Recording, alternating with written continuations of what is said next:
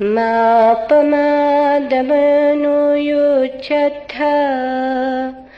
मा कामरतिसन्थवम् अपमत्तो हि जायन्तो पप्पोति विपुलं सुखम् पमादम् अपमादेन यदा नुदति पण्डितो पच्छापासादमारुह्य अशोको शोकिनीं पजम् पप्पतट्ठो वभुमट्ठे धीरो बाले अवेक्षति अपमत्तोपमत्तेषु सुत्तेषु बहुजागरो अबलसंवसिद्धस्सो हित्वा याति सुमेधसो अपमादरतो भिक्खु पमादे भयदस्सिवा सज्जो जनं मणुं थुलं दहम् अग्गीव गच्छति अपमादरतो भिक्खु पमादे भयदस्सिवा अभ्भोपरिहाणाय निप्पाणस्य सेव संतिके।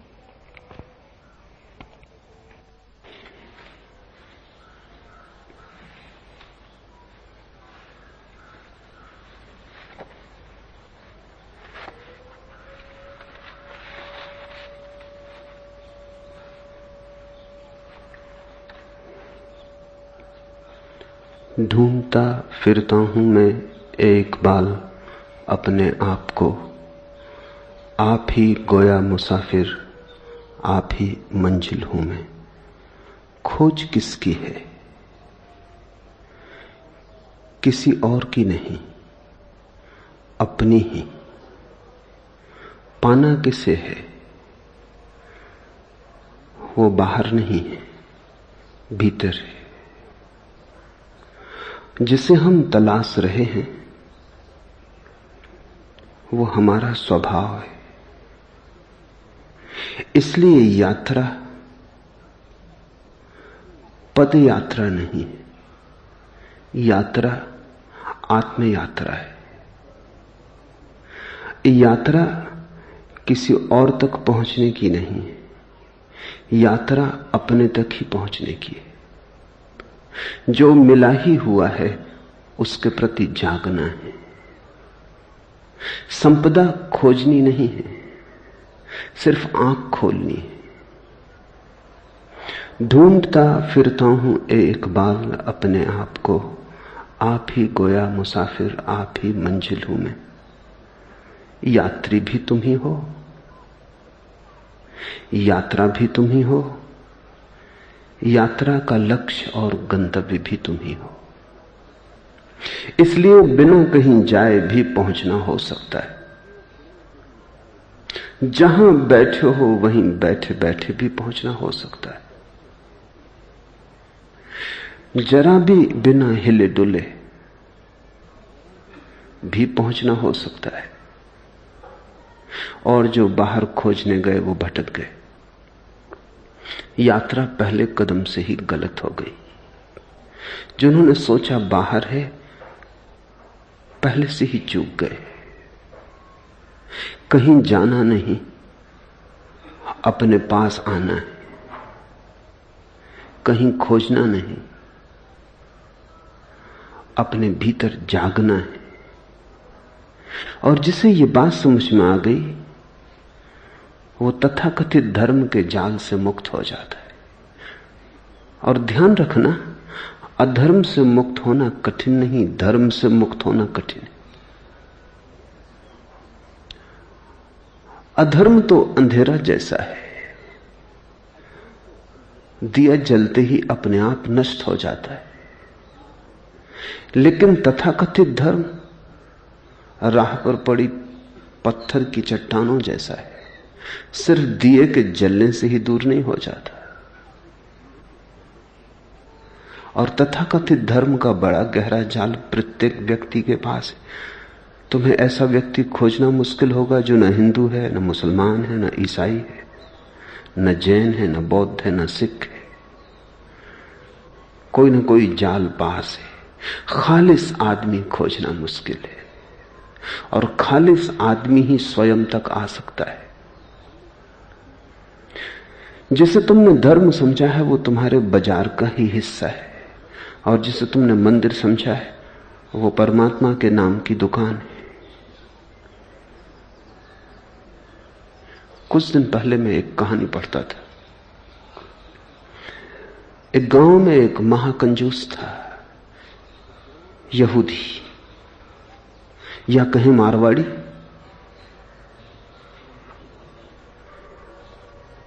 उसने कभी एक पैसा दान न दिया। गांव में भिखारी भी उसके घर की तरफ नहीं जाते थे। अगर कोई नया भिखारी उसके घर की तरफ जाता तो लोग समझ जाते कि नया भिखारी। जिसको थोड़ा भी पता है वो कभी भीख मांगने उसके द्वार पर न जाएगा। उसने कभी दिया ही नहीं। वो भिखारी से भी कुछ छीन सकता था, देना उसकी आदत न थी। लेकिन एक दिन वो गांव के धर्मगुरु के द्वार पर पहुंचा, यहूदी धर्मगुरु, और उसने कहा कि आज मेरे लिए कुछ प्रार्थना करनी होगी। धर्मगुरु ने सोचा कि अब प्रार्थना करवाने आया है तो कुछ दान करवा लेने का मौका है।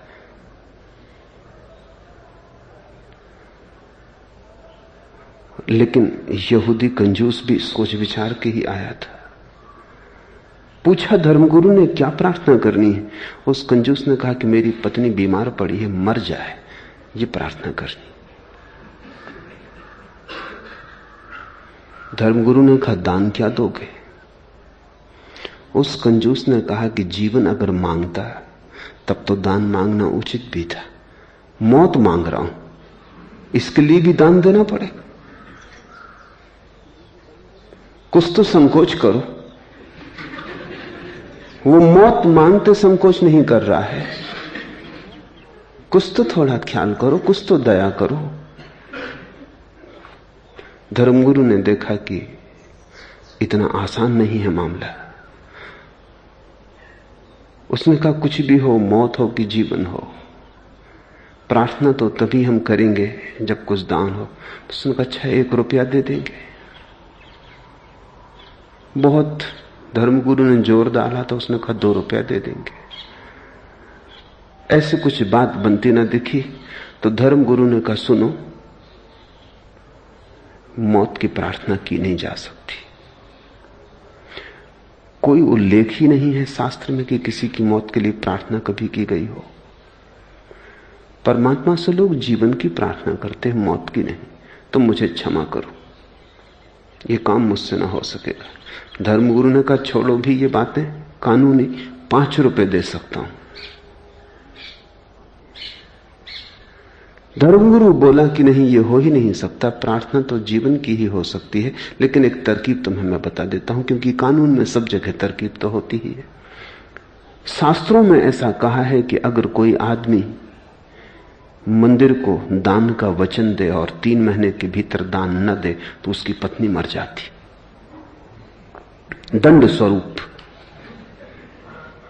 तो तुम दान की घोषणा कर दो, देने की तो कोई जरूरत ही नहीं है, पत्नी 3 महीने के भीतर मर जाएगी। तो उस महाकंजूस ने कहा जब देना ही नहीं है तो उसने कहा तब ठीक है, तब 1 लाख रुपया दान दे देंगे। जब देना ही नहीं है, धर्मगुरु ने कहा जब देना ही नहीं तो क्या लाख, क्या 10 लाख? अरे 10 लाख ही कह दो। थोड़ा सा खुशाया, क्योंकि कल्पना में भी देना कष्टकर मालूम होता है। उसने कहा 10 लाख ज्यादा हो जाएंगे। पर धर्मगुरु ने कहा जब देना ही नहीं है तो जैसा 1 वैसा 10 लाख। वो बड़े बेमन से राजी हुआ। लौट गया घर। पत्नी मरी तो नहीं,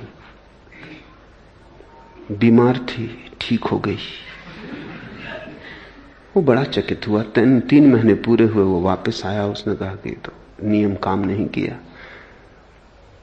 धर्मगुरु ने कहा कि देखो, शास्त्र कहता है दंड स्वरूप, एज ए पनिशमेंट, मगर तुम तो चाहते हो कि पत्नी मर जाए, इसलिए ये तुम्हें दंड तो ना होगा, ये तो पुरस्कार हो जाए। इसलिए प्रार्थना व्यर्थ गई। अगर तुम सच में ही चाहते हो पत्नी मर जाए, तो तुम अब ऐसा करो कि जाके बाजार से कुछ हीरे जवाहरात खरीदो, कुछ सुंदर साड़ियां खरीदो, पत्नी को भेंट करो। पत्नी तुम्हारे प्रति इतनी प्रेम से भर जाए और तुम भी इतने प्रेम से भर जाओ कि तुम्हारे प्राण कहने लगे कि नहीं, अब मत मार, हे परमात्मा मत मारना। तब वो मारेगा कि तभी तो दंड हो सकता, नहीं तो नियम। ये बात जची। पर उसने कहा हीरे जवाहरात मैंने कभी खरीदे नहीं।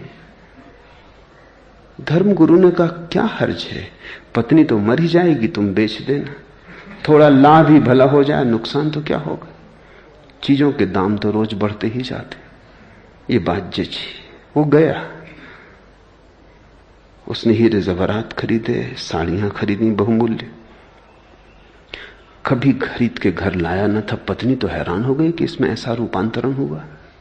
निश्चित ही धर्मगुरु की कृपा से हुआ होगा, मंदिर गया इसीलिए हुआ होगा। उसने भी पहली दफा उसे प्रेम से देखा और पत्नी उसे इतना प्रेम करने लगी कि उस कंजूस को भी पहली दफा एहसास हुआ कि पत्नी तो बड़ी अनूठी है, मैं नाहक ही इसके मरने की प्रार्थना करता था। तो वो डरा। अब उसके मन में यह होने लगा कि कहीं मर न जाए। और 3 महीने करीब होने के पास आ रहे थे और पत्नी बीमार पड़ गई, तो घबराया हुआ पहुंचा धर्मगुरु के पास। उसने कहा ये तो मुसीबत हो गई, नियम काम करता मालूम पड़ रहा है, पत्नी बीमार पड़ गई, अब कैसे बचाएं उसे। धर्मगुरु ने कहा कि वो जो 10 लाख दान दिया था वो दान दे दो, अब तो बचने का और कोई उपाय नहीं।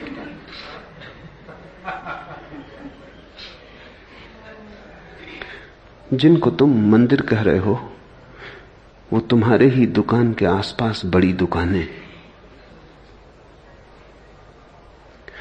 वहां भी व्यापार के वही नियम काम कर रहे हैं। धर्मगुरु तुम्हारे तुमसे भिन्न नहीं, हो भी नहीं सकते, नहीं तो तुम्हारे धर्मगुरु कैसे होंगे।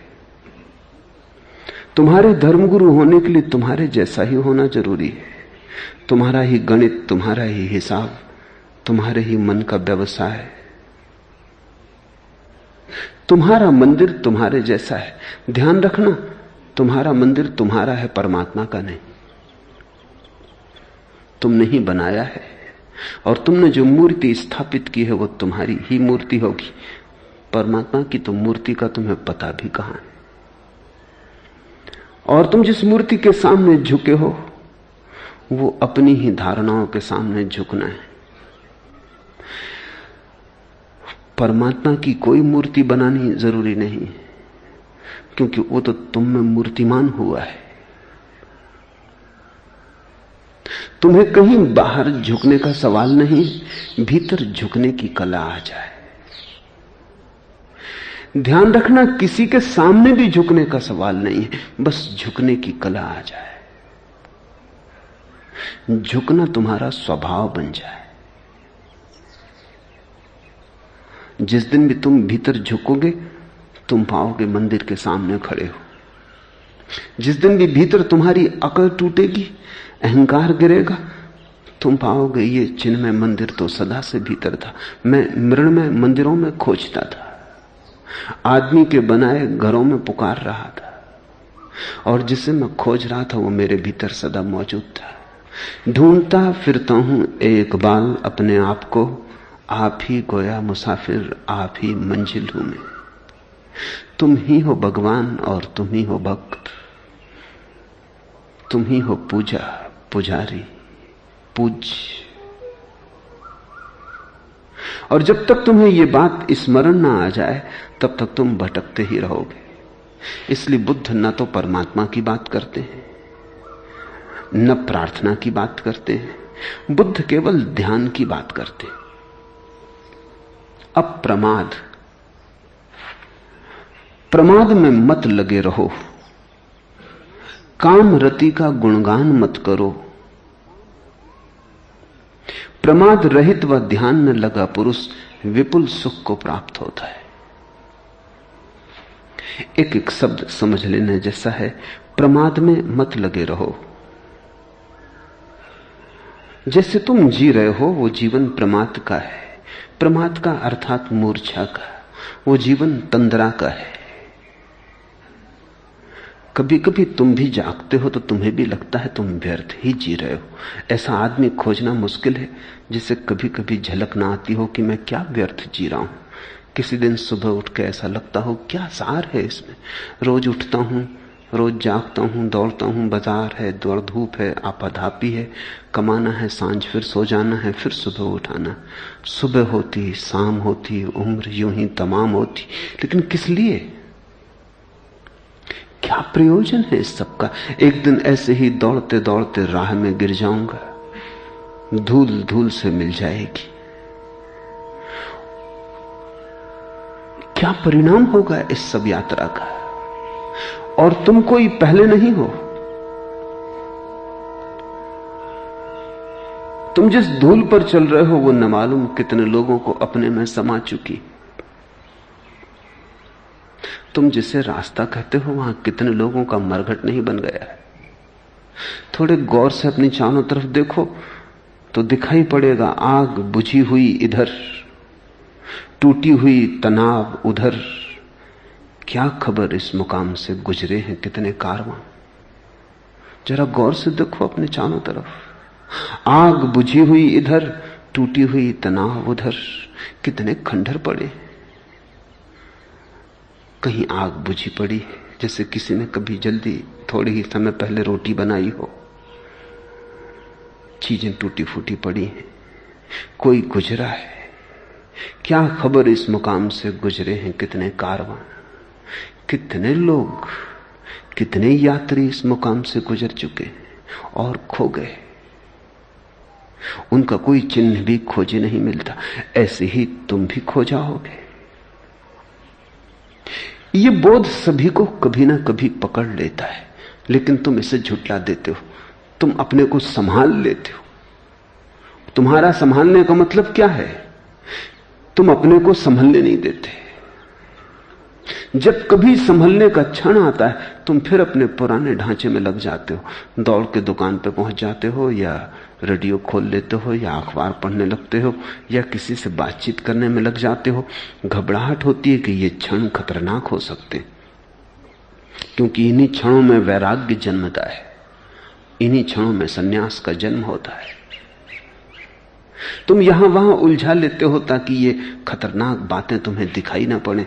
तुम किसी झूठ में तल्लीन हो जाते हो। सत्य अगर जगाने को तुम्हारे पास भी आता है तो तुम करवट ले लेते हो, फिर नई नींद में खो जाते हो। ऐसा आदमी तो खोजना ही मुश्किल है जिसको कभी ना कभी ये दिखाई ना पड़ता हो कि ये सब व्यर्थ है जो मैं कर रहा हूं। लेकिन फिर भी आदमी वही किए चला जाता है जो व्यर्थ दिखाई पड़ता है। प्रकाश के किन्हीं क्षणों में, ज्योतिर्मय चैतन्य की किसी अवस्था में जब सब व्यर्थ दिखाई पड़ता है, तब फिर तुम कैसे अंधेरे में उतर आते हो बार बार। इसे बुद्ध प्रमाद कहते। प्रमाद का अर्थ है जानते हो, फिर भी जो जानते हो उसके विपरीत जीते हो। जानते हो आग में हाथ डालने से हाथ जलेगा, फिर डालते हो। पुराने घाव भी नहीं मिट पाते और फिर हाथ डाल देते हो। निश्चित ही तुम होश में नहीं हो सकते, बेहोश हो। कोई बड़ी गहरी तंद्रा में जी रहे हो। प्रमाद में मत लगे रहो। ये जो कभी कभी प्रकाश के क्षण तुम्हारे जीवन में आते हैं, इनको सहारा दो, सहयोग दो। इनको घना करो, इनको पुकारो, इनकी प्रार्थना करो, इनका स्वागत करो, इनको संभालो अपने भीतर, इनको संजो, क्योंकि इनसे बड़ी कोई संपदा नहीं। और अगर तुम इनके साथ सहयोग करो, स्वागत करो, इन्हें स्वीकार करो, अंगीकार करो, तो ये क्षण बढ़ते जाएंगे। इन क्षणों के बढ़ते जाने का नाम ही ध्यान है। ध्यान का अर्थ है जागा हुआ चित्त, प्रमाद का अर्थ है सोया हुआ चित्त। इसलिए बुद्ध और महावीर ध्यान के लिए अप्रमाद शब्द का प्रयोग करते हैं। प्रमाद में मत लगे रहो, काफी लगे रहे हो, और तुम हजार बहाने खोज लेते हो लगे रहने के। तुम कहते हो अभी अभी बच्चे बड़े हो रहे, तुम कहते हो अभी तो महत्वाकांक्षा के दिन है, थोड़ा और कमा लूं। तुम कहते हो अभी तो जवान हूं, ये धर्म और वैराग्य ये तो बुढ़ापे की बात है। एक युवक को मैंने सन्यास दिया, उसका बूढ़ा बाप आ गया। बूढ़े बाप की उम्र होगी कोई 70-75। उसने कहा आप भी क्या अन्याय कर रहे, जवान आदमी को सन्यास देते। शास्त्रों में तो कहा है कि सन्यास तो अंत में लेने की बात है। मैंने कहा छोड़ो, तुम्हारे लड़के का सन्यास वापस ले लेंगे, तुम सन्यास लेने को तैयार हो? तुम तो 75 वर्ष के हुए, कब आखिर आएगा? वो आदमी मुस्कुराने लगा। उसने कहा आपकी बात ठीक है, लेकिन अभी बहुत दूसरे काम भी हैं, अभी दूसरी उलझने भी हैं। तो मैंने कहा कि इस लड़के का मैं सन्यास वापस ले सकता हूं अगर तुम सन्यास लेने को तैयार हो। तुमने ही कहा, मगर वो आदमी सिर्फ तर्क दे रहा था लड़के को सन्यास से बचाने को, खुद सन्यास लेने के लिए वो तर्क काम का नहीं था। लोग जवान रहते हैं तब कहते हैं अभी तो जवान है, और जब बूढ़े हो जाते हैं तब वो कहते हैं अब तो बूढ़े हो गए। जब कश्ती साबितो सालिम थी, साहिल की तमन्ना किसको थी? अब ऐसी शिकस्ता कश्ती पर साहिल की तमन्ना कौन करे? जब नाव जवान थी, जब कश्ती साबितो सालिम थी, साहिल की तमन्ना किसको थी? तब कौन फिक्र करता था किनारे की, कौन आकांक्षा करता था किनारे की? तब तो तूफानों से जूझ लेने का मन था। जब कश्ती साबितो सालिम थी, साहिल की तमन्ना किसको थी? अब ऐसी शिकस्ता कश्ती पर, अब बुढ़ापा आ गया, अब नाव जरा जीर्ण हो गई, अब ऐसी शिकस्ता कश्ती पर साहिल की तमन्ना कौन करे? प्रमाद से भरा चित्त अपने सोने के लिए उपाय ही खोजता रहता है। जवान हो तब कहता है अभी जवान है, बूढ़ा हो जाए तो कहता अब बूढ़े हो गए, अब क्या कर सकेंगे? बच्चे बच्चे हैं, कैसे संन्यास्त हो जाएं? जवान जवान हैं, अभी तो जिनकी बहुत शेष है, बूढ़े बूढ़े हो गए, अब तो कुछ शेष ही ना रहा। तुम प्रमाद के लिए तर्क खोजते हो। प्रमाद को जो तर्क सहारा देता है उसी को शास्त्रों ने कुतर्क कहा है। प्रमाद से जो जगाता है उसी तर्क को शास्त्रों ने सुतर्क कहा है। जो तर्क तुम्हें नींद में डुबाए रखता है वो आत्मघाती है, वो जहर है, उसमें दबे दबे तुम मर जाओगे। उसमें बहुत मर चुके हैं। तर्क का उपयोग अपने को जगाने के लिए करना। जैसे जैसे तुम जागने के लिए थोड़ा रास्ता बनाओगे, तुम पाओगे जागृति के और क्षण आने लगे। तुम जितना जितना जागृति के लिए उत्सुक होने लगोगे, प्रतीक्षा करने लगोगे, उतने ज्यादा क्षण आने लगेंगे। जिसे तुम चाहते हो वो आ ही जाता है। बुद्ध का एक बहुत अनूठा वचन है कि आकांक्षा सोच विचार के करना, क्योंकि आकांक्षाएं पूरी हो जाती। जिसे तुम चाहते हो वो आ ही जाता है, देर अबेर। आकांक्षा सोच समझ के करना। अगर धन मांगा, धन आ जाएगा, एक दिन आ ही जाएगा। अगर पद मांगा, पद आ जाएगा, एक दिन आ ही जाएगा। क्योंकि आदमी जो चाहता है धीरे धीरे उस तरफ खिंचता चला जाता है। जिसकी आकांक्षा होती है उसका प्रयास भी होने लगता है, जिसका प्रयास होता है उसकी प्राप्ति भी होने लगती है। सोच के मांगना, क्योंकि जो मांगा है वो मिल जाता है। विचार के मांगना, नहीं तो पछताओगे, नहीं तो रोओगे, क्योंकि इतने दिन मांगने में गए, इतने दिन जो मांगा उसको इकट्ठा करने में गए, अब वो मिल गया और कुछ भी नहीं मिला, कुछ और मांग लिया होता। प्रमाद में मत लगे रहो। पूरी जिंदगी जिसे तुम जिंदगी कहते हो एक गहरी नींद है, जिसमें तुम करते बहुत हो, होता कुछ भी नहीं, चलते बहुत हो, पहुंचते कहीं भी नहीं, जिसमें तुम सिर्फ मरते हो, जीते नहीं। कामरति का मत गुणगान करो, मत गुणगान करो वासना का, क्योंकि जितना तुम गुणगान करते हो अपने ही गुणगान से प्रभावित होते चले जाते हो। आदमी आत्म सम्मोहन में गिरता है। तुमने कभी सोचा, तुम जिस चीज का गुणगान करते हो वही चीज तुम्हारे मन में समाने लगती। गुणगान तुम्हारा ही तुम ही को प्रभावित कर जाता है। बुद्ध और महावीर दोनों ने कहा है, काम कथा मत सुनो। लेकिन काम कथा ही लोग देखते हैं, सुनते हैं। फिल्म हो कि रेडियो हो कि किताब हो कि उपन्यास हो कि कविता हो, लोग काम कथा ही सुनते और पढ़ते हैं। और फिर जब काम वासना जोर से पकड़ती है, घबराते, तब कहते हैं ये तो बड़ा मुश्किल है, इससे छुटकारा कैसे हो। उसी को आरोपित करते, उसी को सींचते, उसी को संभालते। और जब संभल जाती है और जब सारे जीवन को जकड़ लेती, तो फिर चिल्लाते हैं, चीखते हैं कि इससे छुटकारा कैसे हो। काम वासना वस्तुतः कुछ भी नहीं, सम्मोहन है। और जिस चीज के प्रति भी तुम सम्मोहित होते चले जाओ, सम्मोहित का अर्थ है जिसका भी तुम सुझाव अपने को देते चले जाओ, वही चीज रसपूर्ण हो जाती।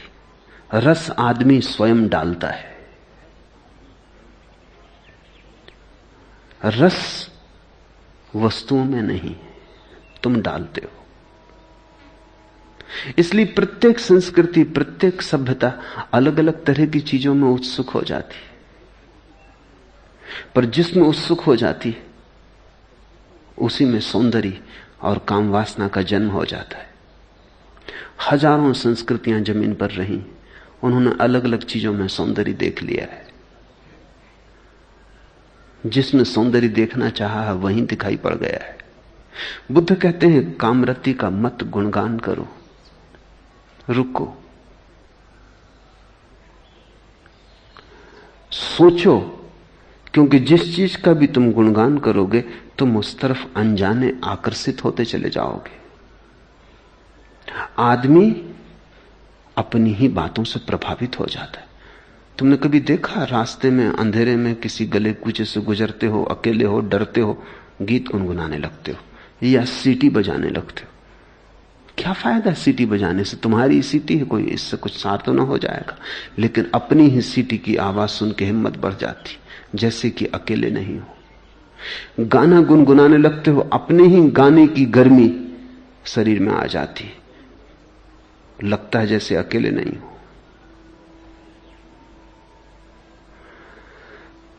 तुमने अपने जीवन को अपने ही सुझावों से भर लिया है। तुम उन्हीं में गिरे हो, उन्हीं में दबे हो। तुम्हारा सुझाव ही तुम्हारा संसार है। तुम्हारा आत्मसम्मोहन, ऑटो हिप्नोसिस ही तुम्हारा संसार है। और जब बुद्ध या शंकर कहते हैं संसार माया है, तो तुम ये मत समझना कि इन वृक्षों चांतारों के संबंध में कह रहे हैं।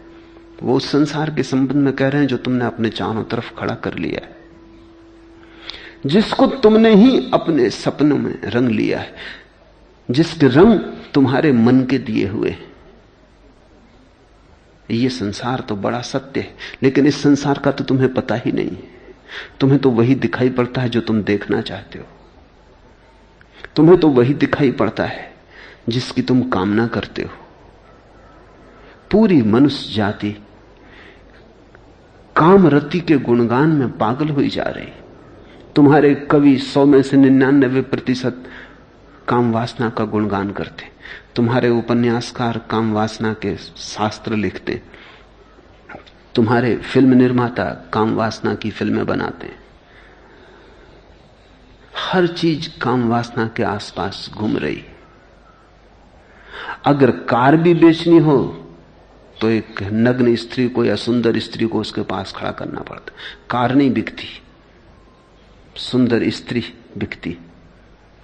कुछ भी बेचना हो, दंत मंजन बेचना हो कि टूथपेस्ट बेचना हो, तो एक स्त्री के हंसते हुए दांत दिखाई पड़ने चाहिए। वो दांत बिकते। कुछ भी, छोटी सी चीज से लेकर बड़ी चीज तक, सारे बाजार में काम वासना बिकती।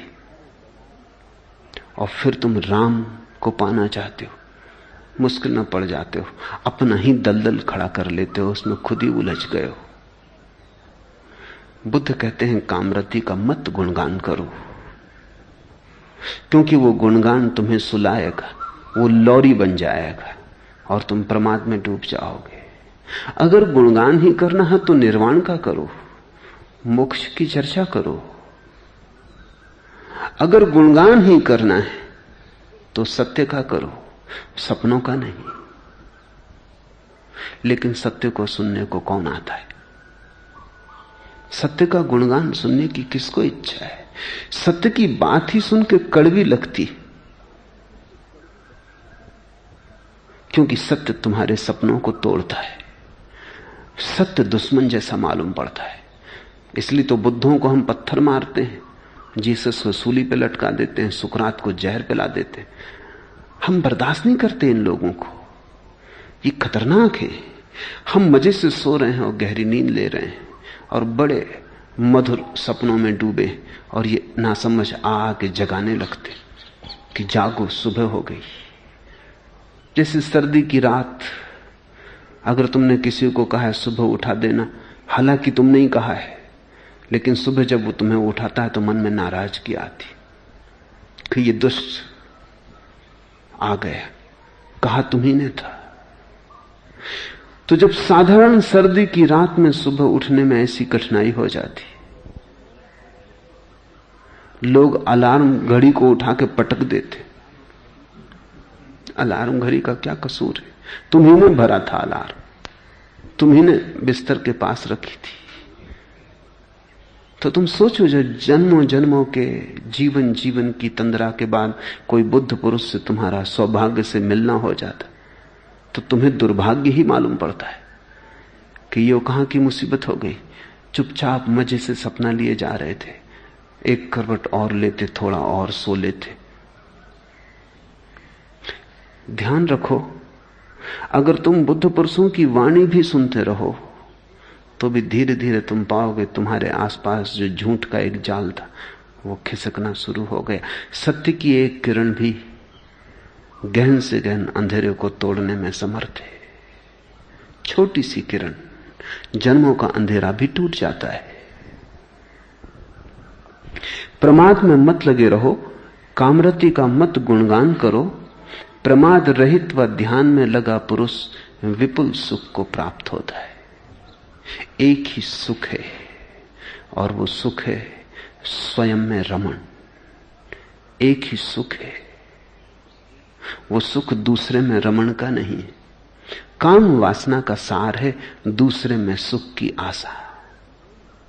ध्यान का सार है स्वयं में सुख की खोज।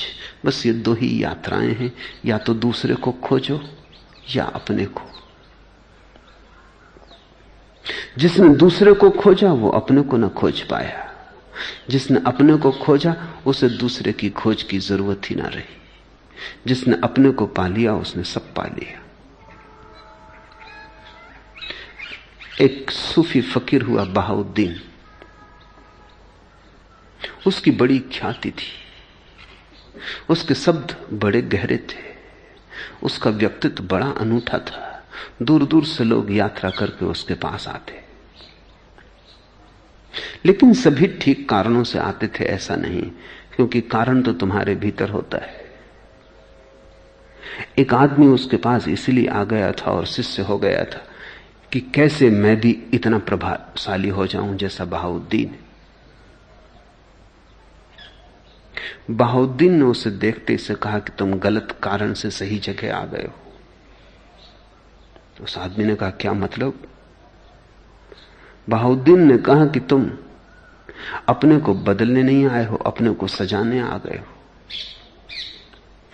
और तुम मेरे पास ध्यान करने नहीं आए हो। तुम्हारी उत्सुकता अभी भी पर में, तुम दूसरों को प्रभावित करना चाहते हो, और यही तो ध्यान के विरोध में। तुम सोच समझ के आओ। उस आदमी को बात तो सही लगी कि वो आया तो इसीलिए है कि दूसरे उससे कैसे प्रभावित हो, कैसे वो भी एक गुरु हो जाए। गुरु होने की आकांक्षा काम वासना है। बहाउद्दीन ने कहा क्योंकि उसकी नजर, तुम्हारी नजर इस पे है कि दूसरे मुझे कैसे माने, कैसे पूजे। ध्यानी इस बात की चिंता करता है कि कैसे मैं स्वयं हो जाऊं।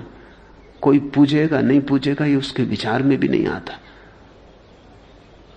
कोई पूजेगा या पत्थर मारेगा ये दूसरे समझे। ध्यानी अपने में डूबता है। उसको बात तो लगी, अब उसको बहाउद्दीन के सामने आना भी मुश्किल हो गया, तो वो छिप के आने लगा। ये देखने की जरूर कोई तरकीब होगी इस आदमी की जिसकी वजह से इतने लोग प्रभावित।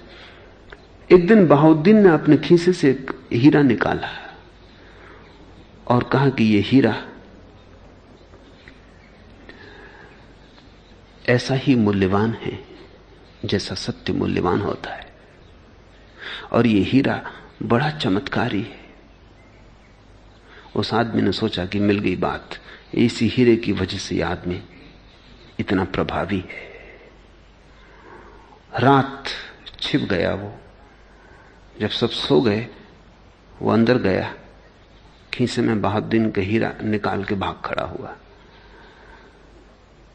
लेकिन हीरा लेके उसने बड़ी कोशिश की कोई प्रभावित ना हो, हाथ में रख के बैठा रहे, कोई पूजा ना करे। वो बड़ा परेशान हुआ कि मामला क्या है, हीरा तो वही है। ऐसे वर्ष बीत गए। एक दिन बहाउद्दीन उसके द्वार पर आया और उसने कहा कि अब बहुत हो गया, वो हीरा वापस लौटा।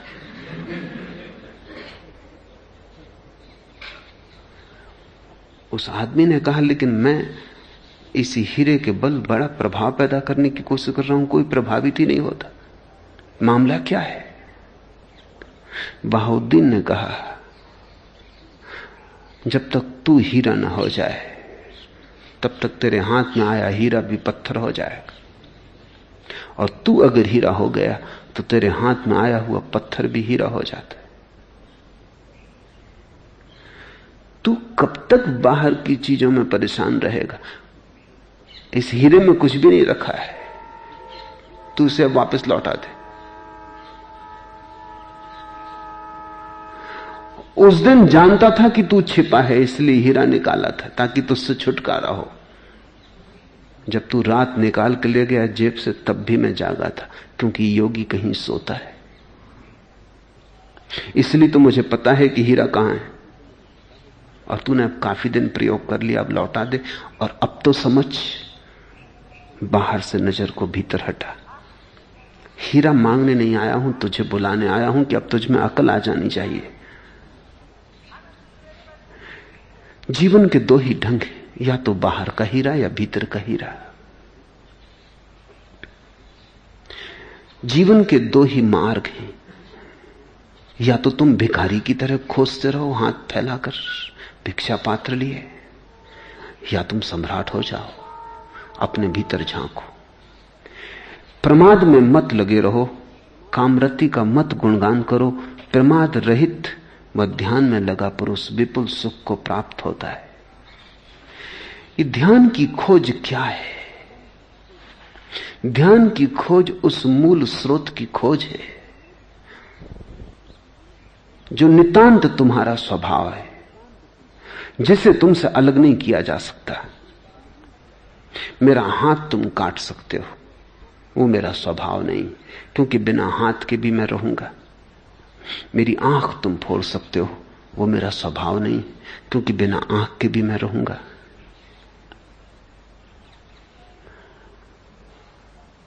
योगियों ने ऐसे प्रदर्शन किए हैं जिनमें उन्होंने श्वास भी छोड़ दी और फिर भी रहे।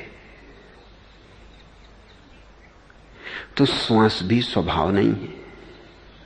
जो भी अलग किया जा सके वो स्वभाव नहीं। जो तुमसे अलग ना किया जा सके वही तुम हो। इस मूल की खोज करनी ही ध्यान है कि मैं उसी को पकड़ लूं जिसको कोई मुझसे छीन ना सके, जो चुराया ना जा सके, जो काटा ना जा सके, जलाया ना जा सके, मिटाया ना जा सके। मैं अकेला ही चला था जानिबे मंजिल, मगर लोग साथ आते गए और कारवां बनता गया। प्रत्येक व्यक्ति जब चला था तो अकेला ही चला था। प्रत्येक व्यक्ति जब चला था तो ऐसी ही क्षीण धारा थी जैसी गंगोत्री की, शुद्ध स्वभाव की।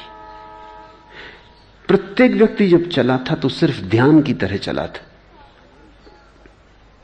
फिर लोग साथ आते गए और कारवां बनता गया। फिर इंद्रियां जुड़ी और शरीर जुड़ा और वासनाएं जुड़ी और काम जुड़ा और संसार जुड़ा। फिर से उसकी खोज कर लेनी है जो तुम चले थे, मूल जो तुम्हारा था। ज़ैन फकीर अपने शिष्यों को कहते हैं, अपने मूल चेहरे को खोजो, ओरिजिनल फेस। ज़ैन फकीर कहते हैं उस चेहरे को खोजो जो तुम्हारा था जब तुम्हारे मां बाप भी पैदा न हुए थे। उस मौलिक को खोजो जो सदा सदा तुम्हारा था, कभी रास्ते पर नहीं मिला था। और से सब वस्त्र हैं जो तुम अपने चारों तरफ इकट्ठा करते चले गए। परत परत वस्त्रों की उतार डालनी है और उसको खोज लेना है जो तुम हो मूलतः, जो तुम्हारा स्वभाव है। ध्यान ऐसे ही है जैसे कोई प्याज के छिलकों को छीलता चला जाए। छिलके के बाद छिलके हैं और छिलके के बाद छिलके हैं, और फिर एक घड़ी आती जब सब छिलके खो जाते हैं और शून्य हाथ में रह जाता। वही शून्य तुम्हारा स्वभाव है। इसलिए बुद्ध को लोगों ने शून्यवादी कहा, क्योंकि उन्होंने कहा कि वही शून्य तुम्हारा स्वभाव है, वही शून्य ध्यान है। तो ध्यान में परमात्मा की भी याद न रह जाए, क्योंकि वो भी एक परत होगी, वो भी एक अशुद्धि होगी, क्योंकि वो भी छोड़ी जा सकती है। जो भी छोड़ा जा सकता है वो छोड़ देना ध्यान की खोज है। उसी को बचा लेना है जो बच ही जाएगा। जिसको तुम छोड़ना भी चाहो तो न छोड़ सकोगे।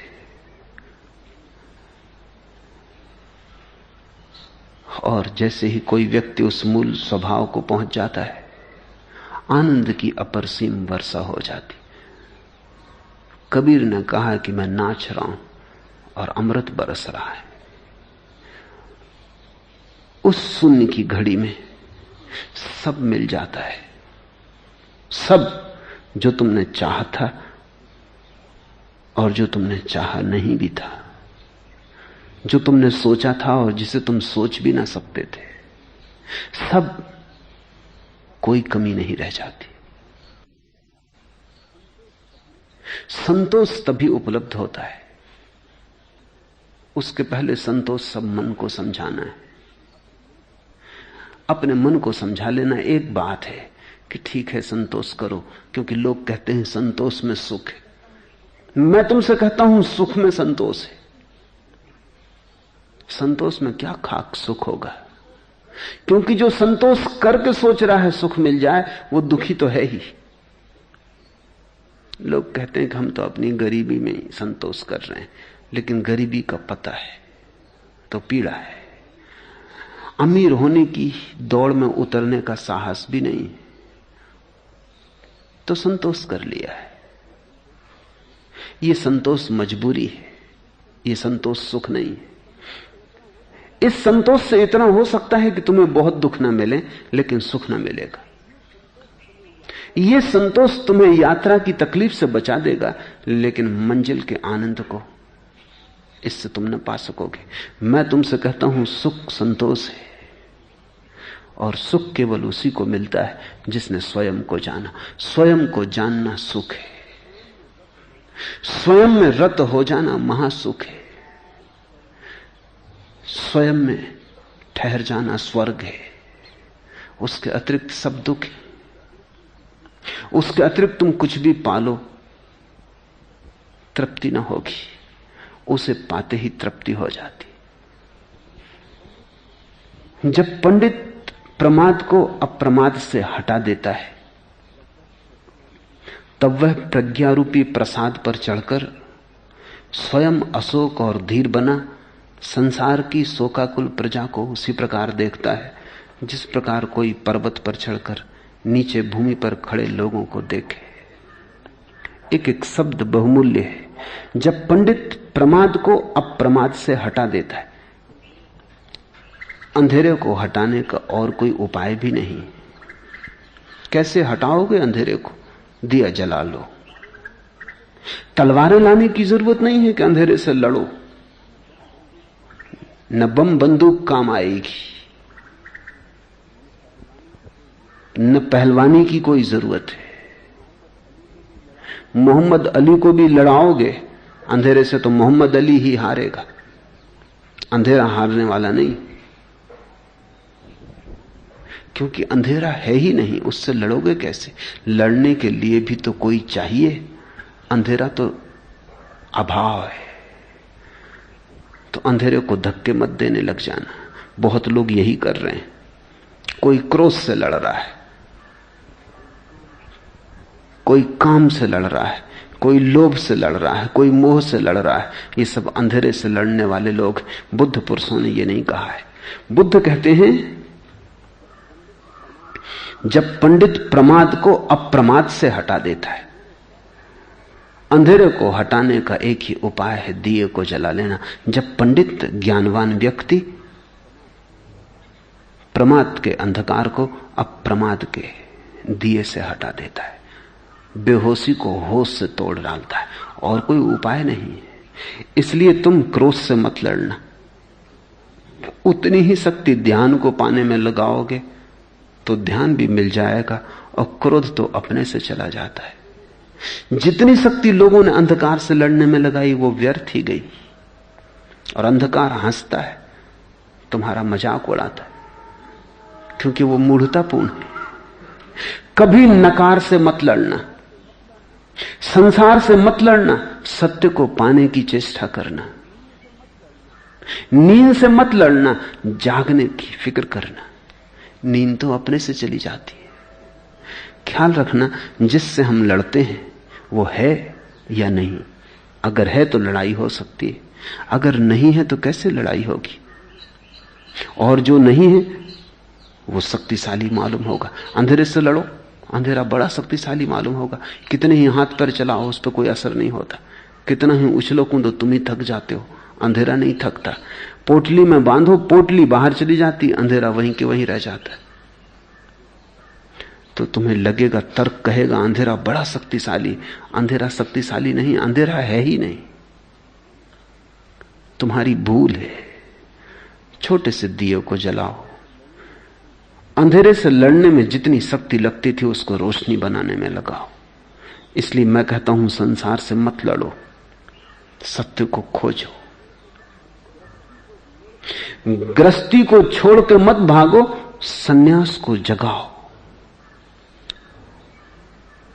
विधायक की चिंता करो, नकार की चिंता मत करो। जब पंडित प्रमाद को अप्रमाद से हटा देता है, वही एकमात्र रास्ता है। इसलिए बुद्ध उसे पंडित कह रहे हैं। वही ज्ञानवान है जो दिए को जलाता है। जो अंधेरे से लड़ता है वो महामूढ़ है। तब वह प्रज्ञा रूपी प्रसाद पर चढ़कर, यह एक समझने की बात है, बौद्ध चिंतन, मनन और ध्यान की प्रक्रिया का एक गहनतम सूत्र है। बुद्ध कहते हैं पहले व्यक्ति को प्रमाद तोड़ना है, अंधेरा तोड़ना है। यह तोड़ना प्रकाश के लाने से होगा। तो प्रमाद मिटाना है, अप्रमाद जगाना है। लेकिन जब पहली दफे अप्रमाद आता है तो वो इतनी बड़ी घटना है, वो इतनी विराट घटना है कि व्यक्ति उसमें डूब जाता है। जब पहली दफा ध्यान घटता है तो ध्यान में ही व्यक्ति खो जाता है। जो यहां ध्यान कर रहे हैं उनको इसके अनुभव होते हैं। जब पहली दफा ध्यान घटता है तो लोग मेरे पास आके कहते हैं क्या हुआ, कुछ समझ में नहीं आता, विचार तो चले गए लेकिन अपना होश भी ना रहा। नींद थी कि ध्यान था, बीच में एक अंतराल आ गया, कुछ क्षणों के लिए कुछ भी ना रहा। तो हम सो गए थे, खो गए थे या जाग गए थे, कुछ पता नहीं चलता। कोई स्मृति भी नहीं बनती उस घड़ी की। इतनी बड़ी घटना है ध्यान कि स्मृति का यंत्र अवाक होकर ठहर जाता है, काम नहीं करता। बड़ी मीठी घटना है। सूफी फकीर बायजीद के संबंध में वो एक दिन बोल रहा था,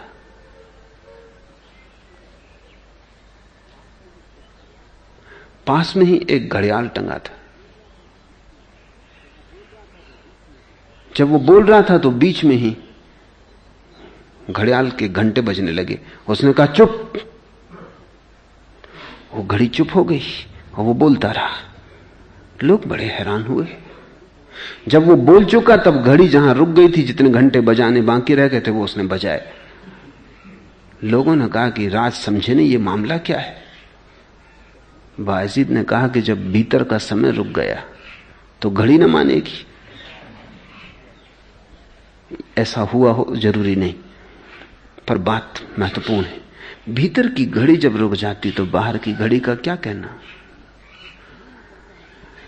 जब ध्यान उतरता है तो समय की धारा ठहर जाती। जब ध्यान उतरता है तो स्थान का भाव खो जाता है। तुम कहां हो, कब हो, कौन हो, सब ठहर जाता है। स्मृति का यंत्र अवाक हो जाता है, चौंक के रुक जाता है। ध्यान का समय आता है, चला जाता है। जब तुम वापस लौटते हो अपनी तंद्रा के जगत में, विचार में, और घड़ी फिर घंटे बजाती है, तब तुम सोचते हो हुआ क्या मैं सो गया था। लेकिन सोने की भी याद होती। रात तुम आज सोए थे, सुबह तुम कहते हो बड़ी गहरी नींद आई, या एकदम तुम कहते हो नींद ठीक से ना आई, उथली उथली रही, उबड़ खाबड़ रही, सपने बहुत रहे, राहत न मिली, विश्राम न मिला, रात भर पड़े रहे, करवटें बदली। नींद आई, टूट टूट के आई, टुकड़ों टुकड़ों में आई, सातत्य ना रहा। या कभी तुम कहते हो बड़ी गहरी नींद आई, बड़ा आनंद मालूम हो रहा है, सुबह बड़ी ताजगी। तो नींद की तो स्मृति बनती है, ध्यान की स्मृति नहीं बनती। पर पहली दफा जब ध्यान घटता है तो ऐसा ही लगता है जैसे कि सब खो गया।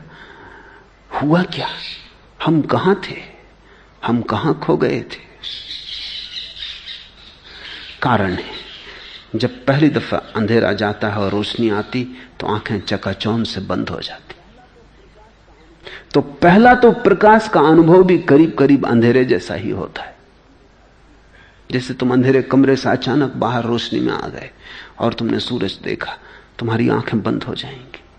और जो जन्मों जन्मों से अंधेरी गुहा में रहा है, वो जब पहली दफा ध्यान के सूरज को देखेगा, स्वाभाविक है आंख बंद हो जाए, सब ठहर जाए। तो बुद्ध ने कहा है प्रमाद मिटता है अप्रमाद से, और जब व्यक्ति अप्रमाद के भी ऊपर उठता है तब प्रज्ञा, जब ध्यान के भी ऊपर उठता है, समाधि के भी ऊपर उठता है। यह बुद्ध की बड़ी गहन खोज है। समाधि के ऊपर उठने की बात पतंजलि ने भी नहीं कही, और बुद्ध ठीक कहते हैं। मैं भी उसका गवाह। पतंजलि ने समाधि तक बात कही। ऐसा नहीं कि समाधि के आगे पतंजलि को पता नहीं, लेकिन कहने की कोई जरूरत ना समझी होगी। जो समाधि तक पहुंच गया वो अगला कदम अपने आप उठ जाता है, उसकी चर्चा व्यर्थ है। लेकिन बुद्ध पहले व्यक्ति हैं जिन्होंने समाधि के पार की बात का ठीक ठीक उल्लेख किया। वो इतना अज्ञात लोक है, उसका न तो कोई भूगोल बना है, न कोई अटलास है। बुद्ध पुरुषों ने धीरे धीरे थोड़ी थोड़ी बातें उसके संबंध में कही, थोड़े इशारे। बुद्ध का ये इशारा गहरे से गहरे इशारों में एक है। बुद्ध कहते हैं समाधि के भी पार उठने की एक दशा है। समाधि का उपयोग इतना ही है कि उससे चित्त मिट जाए। रोशनी को इसलिए चाहा था कि अंधेरा मिट जाए। कोई रोशनी को पकड़ के थोड़ी बैठ जाना है। रोशनी के भी पार जाना है। अंधेरे के पार तो जाना ही है, रोशनी के भी पार जाना है। संसार के तो पार जाना ही है। संसार के विपरीत में जो तुमने सन्यास स्वीकार किया, उसके भी पार जाना है। परम सन्यासी वही है जिसका सन्यास भी विसर्जित हो गया। परम ध्यानी वही है जिसका ध्यान भी पीछे छूट गया, जो ध्यान से भी आगे निकल आया। संसार तो छोड़ा ही, स्वप्न तो छोड़े ही, जागरण को पकड़ा नहीं, वो भी छोड़ दिया। पूरा द्वंद्व चला गया, निर्द्वंद हुए, अद्वैत हुआ। जब पंडित प्रमाद को अप्रमाद से हटा देता है, तब वह प्रज्ञारूपी प्रसाद पर चढ़कर, तब पहली दफा प्रज्ञा के शिखर पर चढ़ाई शुरू होती। स्वयं अशोक और धीर बना। अब न तो उसे कोई दुख होता, न कोई सुख। ध्यान में सुख है, गैर ध्यान में दुख है। इसलिए बुद्ध ने कहा, प्रमाद रहित व ध्यान में लगा पुरुष विपुल सुख को प्राप्त होता है। लेकिन सुख भी बहुत सुख नहीं है, महासुख नहीं। जो मिला है वो कितना ही बड़ा हो, अनंत नहीं हो सकता। अनंत तो वही हो सकता है जो मिला ही नहीं कभी। अनंत तो वही हो सकता है जिसकी शुरुआत भी कभी नहीं हुई, उसी का अंत भी ना होगा। तो बुद्ध कहते हैं, प्रज्ञा रूपी प्रसाद पर चढ़कर स्वयं अशोक और धीर बना। संसार को, शोकाकुल प्रजा को उसी प्रकार देखता है जिस प्रकार कोई पर्वत पर चढ़कर नीचे भूमि पर खड़े लोगों को देखे। प्रमादी लोगों में, अप्रमादी और सोए लोगों में बहुत जागृत पुरुष वैसे ही आगे निकल जाता है जैसे तेज घोड़ा मंद घोड़े से आगे निकल जाता है। इन प्रतीकों में उलझ मत जाना, क्योंकि मजबूरी है बुद्ध पुरुषों की भी। शब्दों का उपयोग करना पड़ता है। शब्द तुम्हारे और तुम्हारे रंग में रंगे। बुद्ध भी उनका उपयोग करे तो भी तुम्हारे अर्थ की धूल उन शब्दों पर जम जाती। जैसे बुद्ध कहते हैं, प्रमादी लोगों में अप्रमादी और सोए लोगों में बहुत जागृत पुरुष। अपमत्तो पम्मतेसु सुत्तेसु बहु जागरो, जो बहुत जागा हुआ है सोए हुए लोगों में। प्रमादियों में जो अप्रमादी है वो वैसे ही आगे निकल जाता है जैसे तेज घोड़ा मंद घोड़े से आगे निकल जाता है। लेकिन ये उदाहरण ठीक नहीं, क्योंकि तेज घोड़ा और मंद घोड़ा, उनके बीच जो भेद है वो मात्रा का है, गुण का नहीं। वो डिग्री का है, क्वांटिटी का है, क्वालिटी का नहीं।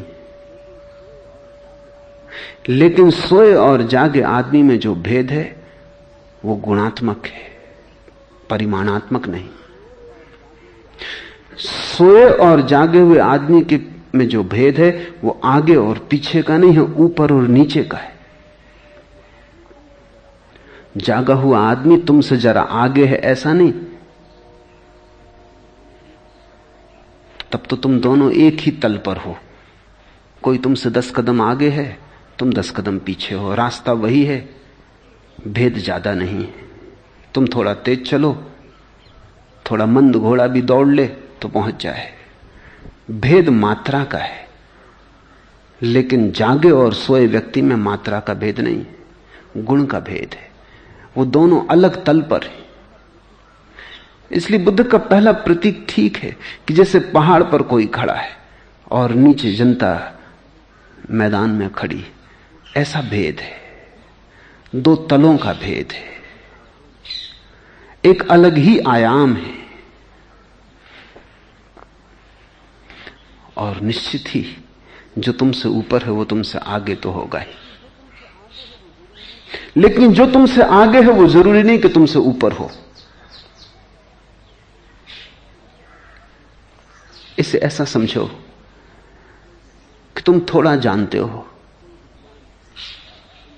कोई विद्वान तुमसे ज्यादा जानता, वो तुमसे आगे। तुम 100 बातें जानते हो, वो 1000 बातें जानता है। फर्क मात्रा का है, 900 बातें ज्यादा जानता है।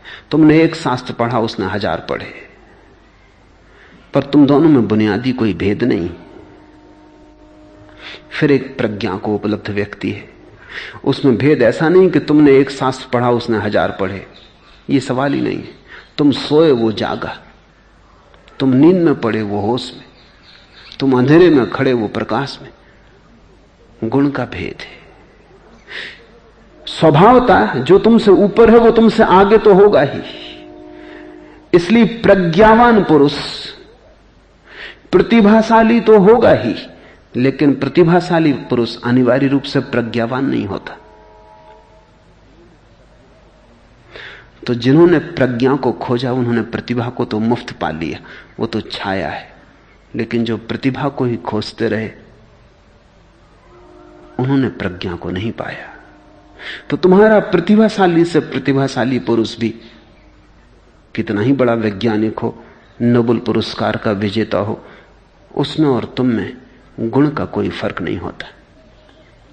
उसी रास्ते पर, उसी लकीर में तुम भी खड़े हो जहां वो खड़ा है। तुमसे आगे है, तेज घोड़ा हो सकता है, तुम मंद घोड़े हो, लेकिन दोनों घोड़े हो। बुद्ध की मजबूरी है, वो कहना ये चाहते हैं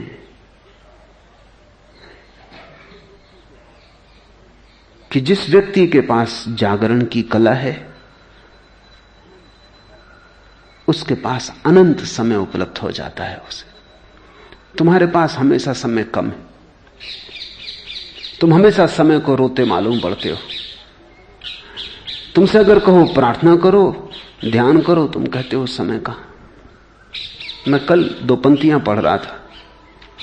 वो कौन है जिन्हें तौबा की मिल गई फुर्सत, हमें गुनाह भी करने को जिंदगी कम। वो कौन है जिनको प्रायश्चित करने का भी समय मिल गया, हमको तो पाप करने के लिए भी जिंदगी कम मालूम पड़ रही। प्रायश्चित। वो कौन है जिन्हें तौबा की मिल गई फुर्सत, हमें गुनाह भी करने को जिंदगी कम है। इतने धीमे तुम चल रहे हो, चलना कहना ठीक नहीं, तुम घसीट रहे हो,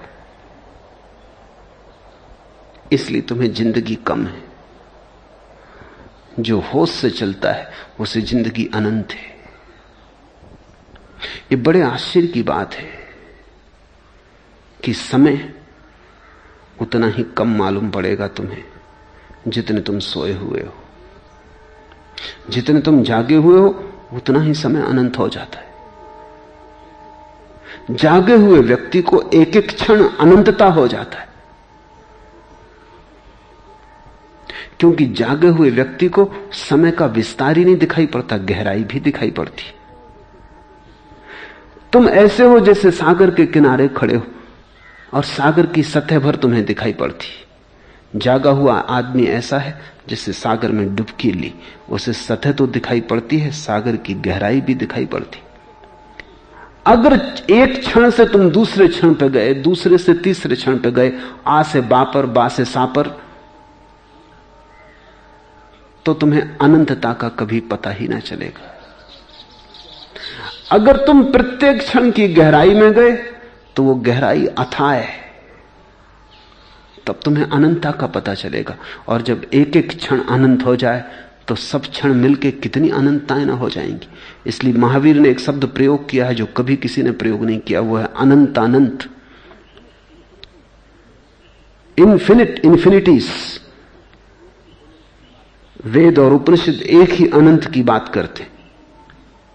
वो कहते हैं परमात्मा अनंत है, महावीर कहते हैं मोक्ष अनंतानंत है, क्योंकि प्रत्येक चीज दो दिशाओं में अनंत है, फैलाव में और गहराई में।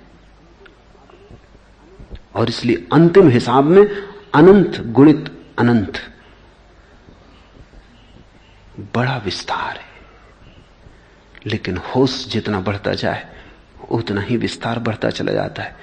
प्रमादी लोगों में, अप्रमादी और सोए लोगों में बहुत जागृत पुरुष वैसे ही आगे निकल जाता है जैसे तेज घोड़ा मंद घोड़े से आगे निकल जाता है। जो भिक्षु अप्रमाद में रत है अथवा प्रमाद में भय देखता है, वह आग की भांति छोटे मोटे बंधनों को जलाते हुए बढ़ता है। बंधन छोड़ने थोड़ी, इसे थोड़ा समझो, थोड़ा नहीं इसे बहुत समझो। बंधन छोड़ने थोड़ी, बंधन जलाने, क्योंकि छोड़े बंधन फिर बंध सकते हैं। बंधन जला के राख कर देने। और मजा यह है कि जो छोड़ता है वो कभी नहीं छोड़ पाता है, लेकिन जो जागता है वो अचानक पाता है वो जल गए। क्योंकि बंधन है तुम्हारी नींद के ही। जैसे एक आदमी सोया है, सपने में खोया है कि कारागृह में बंद है, कि हाथ में जंजीरें पड़ी, वो लाख उपाय करे सपने में जंजीरें रख देने का, क्या फायदा होगा? सपना नहीं टूट जाएगा। वो छूट भी जाए जंजीरों से तो भी सपने में ही है, कारागृह से भी निकल जाए सपने में तो भी सपने में ही है। सपना ही असली कारागृह है। लेकिन जाग जाए तो फिर हंसने लगे, क्योंकि न कोई बंधन है, जल गए, बचे ही नहीं, राख भी ना बची, ऐसे जले कि पीछे कोई निशान भी नहीं छूट गया है। बंधन बेहोशी के, होश है मुक्ति। तो बुद्ध कह रहे हैं जो भिक्षु अप्रमाद में रत है, जो धीरे धीरे जागने में लीन रहने लगा है, जो धीरे धीरे जागने में डूबने लगा, जो जागने में रस लेने लगा है, वो आग की भांति है। वो छोटे मोटे बंधनों को जलाते हुए बढ़ता है, छोड़ता नहीं। छोड़ने की क्या जरूरत है? जहां भी उसकी होश भरी आंख पड़ती है वहीं बंधन जल जाते। जहां भी उसकी एकाग्र दृष्टि पड़ जाती है वहीं बंधन गिर जाते। जहां भी वो होश से देखता है वहीं संसार राख हो जाता है। हिमालय में बसे लोगों में एक कहावत है कि अगर कभी किसी का विवाह हो रहा हो तो सन्यासी को निमंत्रित मत करना, या अगर कभी कोई किसान खेत में बीज बोता हो तो सन्यासी को आसपास देख ले कि कोई सन्यासी आसपास तो नहीं। कहावत बड़ी महत्वपूर्ण है। उसका मतलब केवल इतना ही है कि तुम बंधन बना रहे हो और जागृत पुरुष वहां मौजूद हो, कहीं जला ना दे। विवाह को हम कहते हैं बंधन। एक संसार बसाया जा रहा है, बैंड बाजे बज रहे हैं, शहनाई बज रही है, एक सपने का जाल बुना जा रहा है। दो व्यक्ति संसार में उतरने को जा रहे हैं, बड़े सपने लिए। सन्यासी को वहां मत बुलाना। कहावत ठीक कहती, क्योंकि जागा हुआ आदमी अपने साथ चारों तरफ जागरण की खबर लेके चलता है। जागा हुआ आदमी जहां उसकी नजर पड़ जाए वहां बंधन गिर जाते। तो कहीं ऐसा ना हो कि ये बेचारे अभी बंधन में बंध ही रहे और कोई सन्यासी की नजर पड़ जाए। ये बात बड़ी मीठी है, ये बात बड़ी मूल्यवान है। जागृत पुरुष की बोध में उसके खुद के बंधन तो गिरते ही हैं, जो उसके करीब आने का साहस जुटा लेते उनके भी गिर जाते।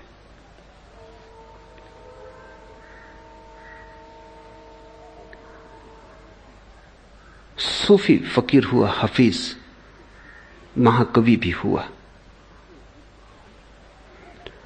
उसने गीत लिखा। गीत ऐसा लगता है अपनी प्रेयसी के लिए लिखा है। गीत में उसने कहा कि तेरी दाढ़ी पर जो तिल का निशान है, उसके लिए मन होता है बुखारा दे दूं कि समरकंद। समरकंद और बुखारा का मालिक उस समय था तैमूर लंग। वो बहुत नाराज हो गया जब उसके कान में गीत पड़ा कि ये कौन है, मालिक मैं हूं, ये देने वाला कौन। उसने हफीज को पकड़वा बुलाया। उसने कहा कि हद हो गई। पहली तो बात ये कि किसी स्त्री के दाढ़ी पर तिल है, ये इस योग्य नहीं कि तुम बुखारा और समरकंद दे दो। फिर दूसरी बात यह कि पहले यह भी तो पक्का कर लो कि बुखारा समरकंद तुम्हारे बाप के हैं जो तुम दे रहे हो। ये मेरे हैं, मैं भी जिंदा हूं, तुमने मुझसे पूछे बिना ये कविता कैसे लिखी। हफीज हंसने लगा इस मूढ़ता पर। उसने कहा सुनो, पहले तो जिसकी तिल की बात है बुखारा समरकंद उसी के, तुम नाहक बीच में उपद्रव कर रहे हो। तुम आज हो कल न रहोगे। जिसके तिल की बात है बुखारा समरकंद उसी के। वो तो परमात्मा की बात कर रहा है। सूफी फकीर परमात्मा को प्रेयसी के रूप में बात करते। और फिर दूसरी बात, उसी की चीज उसी को लौटा देने में क्या लगता। न बुखारा समरकंद तुम्हारे हैं न मेरे, वो मुझे भी पता है, मगर जिसके उसी को मैं लौटा रहा हूं, तुम बाधा डाल रहे हो। देखो पीछे पछताओगे। और हफीज ने कहा सुनो, मैं गरीब आदमी हूं लेकिन मेरा दिल तो देखो, कुछ मेरे पास नहीं, बुखारा समरकंद दे दी, तुम्हारे पास सब है, अपनी कृपणता तो देखो। हफीज की ऐसी बात सुन के कहते हैं तैमूर लंग भी हंसने लगा, अन्यथा वो हंसने वाला आदमी ना था।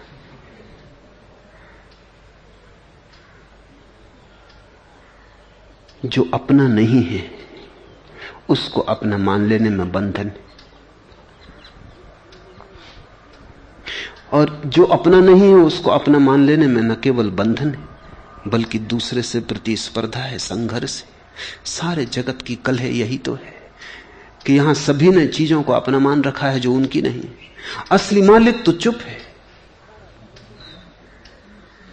बुखारा समरकंद उसी के, लेकिन तैमूर लंग, ये लंगड़ा बीच में खड़ा है। लंगड़ा था इसलिए लंग, लंगड़ा है लेकिन सारी दुनिया पे कब्जे की आकांक्षा है। सभी लंगड़ों की यही आकांक्षा है। ये परमात्मा की चीज भी परमात्मा को देने में इसको कष्ट हो रहा है। देना भी कहां है, उसकी ही है।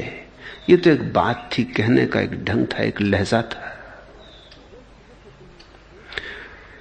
जैसे जैसे तुम्हारा होश बढ़ेगा तुम्हें लगेगा अपना कुछ भी नहीं है, अपने सिवाय अपना कुछ भी नहीं है। और आखिर में तुम पाओगे कि वो जो अपना है वो भी अपना नहीं है, वो भी परमात्मा का। तब प्रज्ञा, समाधि तक भी तुम्हें अपना थोड़ा बोध रहेगा, सारी चीजों से संबंध छूट जाएगा लेकिन स्वयं से संबंध बना रहेगा। प्रज्ञा में वो संबंध भी छूट जाता है। इसलिए बुद्ध ने कहा आत्मा समाधि तक, उसके बाद अनात्मा। अत्ता समाधि तक कि तुम हो, फिर एक ऐसी भी घड़ी आती जहां तुम भी नहीं हो, बूंद सागर में गिर गई।